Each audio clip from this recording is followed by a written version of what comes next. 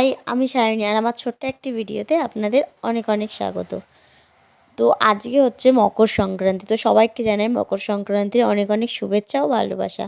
তো কাদের কাদের বাড়িতে পিঠে হচ্ছে অবশ্যই জানাবেন কিন্তু। আমাদের বাড়িতে নিয়ম ছিল ভোরবেলায় পিঠে হওয়ার। তো আমরা ভোর ৬টা বাজে, ভোর বলা যায় না, সকাল ৬টা বাজে। তো আমরা বসে গেছিলাম পিঠে বানাতে। আমি বানাচ্ছিলাম না, বানাচ্ছিল মা, আর আমি দেখছিলাম। কারণ এরকম নিয়ম আমি কখনো দেখিনি। আমার বেশ ইন্টারেস্টিং লাগছিল, বসে বসে পিঠে ভাজা দেখছিলাম। তো এই যে মা ভাজছিল আর আমি দেখছিলাম।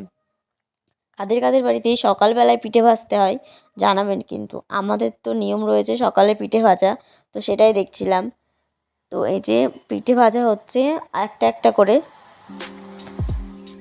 আর আমি দেখছি বসে বসে। কি সুন্দর না? আমার তো দেখতে বেশ খুব সুন্দর লাগে।